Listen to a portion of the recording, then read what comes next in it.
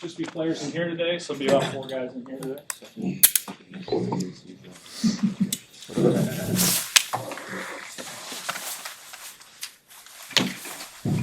Questions? How'd you feel like your defense played at Wisconsin, just generally?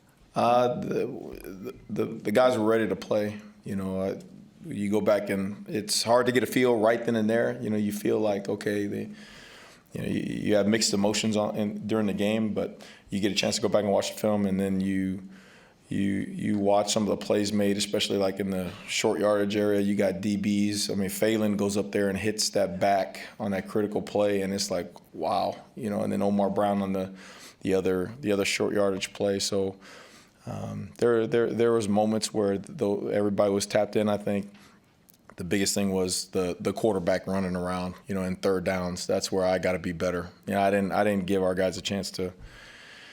I didn't give them a chance to let loose on third downs, and there were some critical third downs in there. I mean, even in the overtime, you know, you say we're going to get them into 2 third down and longs in overtime. You know, I'd take those odds all day, but I wasn't good enough on third downs, and so. And the credit to the Mordecai. I mean, he was hard to tackle. You know, I mean, we blitzed everybody. He found a little seam in there. We drop 8 and put spies on him, and he makes some guys miss in some critical areas. And then, you know, he made some big time throws. You know, so credit to him. So I got to be better on third down. How tough is that? What's the key when a blitzer's coming free, full speed, but you got a guy who's shifty like that about, you know, closing down that tackle? Yeah, I mean, it's tough. The same thing happened at Maryland, you know, in the critical drive. Same day we got a guy, you know, come scot-free. They don't even see the protection, you know, and then he makes a move at the last second, and then they gain 25 yards or something. The same thing happened there, you know, on a scoring drive. That stuff happens, but you know, again, you can't be afraid to put those guys and let them go play. You know what I mean?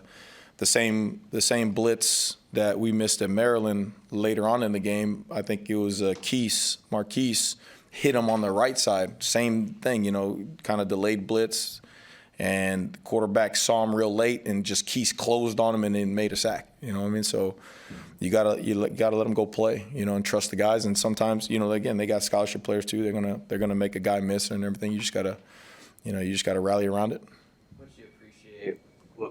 Marquise is doing, you know, just 3 games into a return after basically a year off. Yeah, Coach Coop put it the right way. He was like, you know, Keese is on mat drill off-season week 3. You know, that's how far along he is. You know, but you can see just in the film what kind of athlete he is and what kind of skill set he has.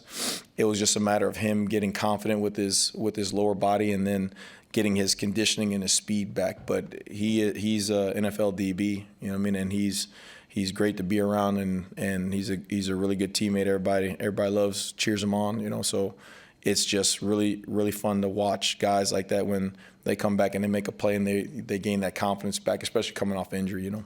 Obviously, when your defense is good, you know, and you're a coordinator, you're going to get opportunities to maybe look at other jobs. How do you balance in a week like this, maybe hearing your name out there, or maybe even getting phone calls and trying to help your team get to a bowl game? Anything like that is a reflection of the young men playing and the other coaches and the work that they put in. You know what I mean? I just have to, you know, that's the way I take that. That has nothing to do with me. It's all those guys run around making. I didn't make 1 tackle this year. I didn't make, you know, 1 sack this year. Those young men perform, you know, and those assistant coaches got them in a position to perform. And so, yeah, I mean, you work to be in a position like that. But I say this all the time, you know, you handle that after the season. Your name ain't gonna be up there if you give up 300 yards rushing and lose this game. You know what I mean? So it's cool and all, but it's cool because Nebraska gets recognized and Coach Rule taking a chance on me gets recognized and the young men playing get recognized. Like, that's cool. You know, anything good with me is automatic good for Nebraska, good for the player. So that's the way I take that. You work for a lot of head coaches. What have you learned from Rule that maybe you didn't learn from in this 1 year that maybe you didn't know prior to getting here? I think the most important thing Coach Rule does is he is so involved, so engaged with all aspects. You know, recruiting, with strength and conditioning, with the players, with the offense, with the defense. I mean, he's very hands-on. You know, and that's what you want to be. You work and gain all this experience, and then as a head coach, you want to sit back and not really do anything. You know what I mean? Like it's actually opposite, right? You get a chance to see him work and see how, you know, he pulls a guy aside and watches their PFF with them and gets him in a different mindset. You see him go and sit down and eat with the walk-on guys and you just kick back and ask them how their day was. You know, you pull in a guy and say, hey, on this academic deal, what happened in this one class? You know, like every facet of the program, every individual is always thought about and being touched and trying to be developed and trying to be put in the correct mindset. So that's what great leaders do. Tony, how'd you feel hearing him yesterday advocate pretty hard publicly for you and just in advancements for you, you know, whenever the opportunity would come in your career? I don't think that's, ever happened to me in that degree. You know, you just want to, as an assistant coach, you know, I heard it best, man, you just be a great assistant coach. You know what I mean? That's it. Just do what you're supposed to do, be a great resource for the other assistant coaches, be a great resource for the players, and good things will happen. You know, so I've never had a coach stand up there and say that. I actually don't know how to react to it. You know, I just want to do a good job for him and the chances he gave to me and my family. You know what I mean? The responsibility he gave to me, I want to make sure I do a good job for him. What have the veterans in your group meant to you, some of those seniors and guys who are maybe fifth-year juniors who have decisions to make as they take the field maybe for the last time? Yeah, I mean, that's big-time ball. Like I told those guys early in the week, you know, all of us old players who are coaches, we remember that last home game. You know, and I spat out my last home game. I remember like it was yesterday. You know what I mean? And so anytime you made it this far and you got one more guaranteed chance to go out there and do it, you know, why not? And again, this is crazy, but the whole season, Coach Rule was always like, if this was your last game and you knew this was going to be the outcome of it, how would you go back and prepare? You know, how would you go back and practice? How would you go back and watch film? How would you go back knowing that this was going to be your last? He was saying that back in fall camp. And now, you know, this is that opportunity, right? Like this could be the last one. So all that constant reinforcement is like, yo, like we've been here. Like we're ready. Like let's go. Let's make use of the moment. You know. What was that like for you? Your last home game. What memories do you have? Were there any regrets? We lost in the Rose Bowl against SC. So that's a bad question to answer right now. Bad question right now. Iowa defense, what do you think, or the Iowa offense, what do you think of the way that they use their tight ends and maybe the challenge that presents? Yeah, you know what, if you talk about a team that's just, they are so resilient and they know who they are. I mean, think about it, right? The offensive coordinator and all that stuff happens, and quarterback, you know, change, and then the tight ends going down and guys getting hurt, and they are still performing at that kind of level. So you have, first of all, you got mad respect for what they do and how those guys operate over there, and then that's a place that they know who they are, you know, and their tight ends are a huge part of their offense. They got so many personnel groupings, and they use them all different kind of ways: run game, pass game.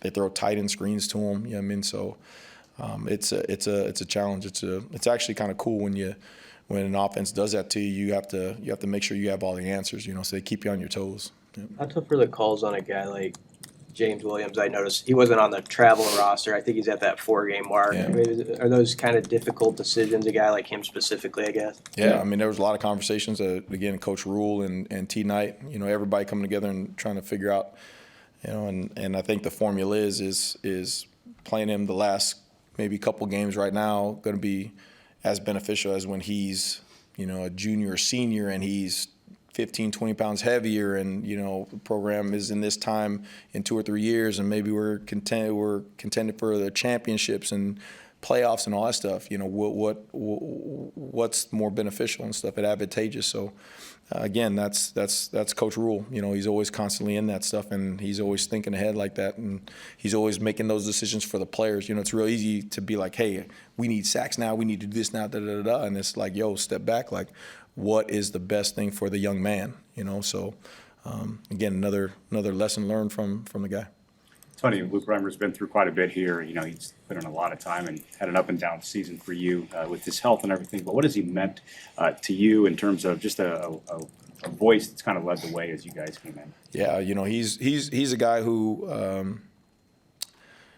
again, I say this, but you root for. You know, he is OU, and he's a Nebraska young man, and you know, he's a guy who you almost he's wound so tight, and through the course of the year, you actually saw him. It almost like a relief, like, hey, I get to enjoy playing football. You know what I mean? Versus you got to be like this, you got to do this, you got to do this. No fun, no emotion, no nothing. You know, and then you see him out there like today. You know, we were joking around about him coming out for a play and all this kind of stuff, and Nick and Bullock and all those older guys around, and they're joking around with him, and you're seeing him smiling, and you're seeing his personality come out, and that's what you root for, right? That's what you coach for, you know, young men like that, and seeing that, hey, you know, it's a big deal. You're playing in Nebraska, and this is, you know, could be the last game of your Nebraska career and all that stuff, and to be able to embrace it and to take it and run with it and enjoy the moment, you know, that's really cool to see. Tony, what have you kind of learned about the Iowa-Nebraska rivalry, and just how much do you enjoy rivalry games in general? Now, I'm color black. I like wearing the color black, but I have not worn that during the week. You know what I mean? They're like, we don't say those three. You go I-O, whatever. You can't spell that rest of that stuff out like that. Otherwise, there's a tradition here, I guess, with the beards and all that stuff. I clearly did not get the memo early enough, so it's a big deal. You know, all the great rivalries. You know, there's going to be some things behind it. You know, as a player, I was with mine with the SC UCLA, and then you come to the different spots, and that's one of the first things you knew right away. And then when you walk into that lobby, you see that trophy, and you're like, okay, dude, like let's go. This is for real now. So. Thank you.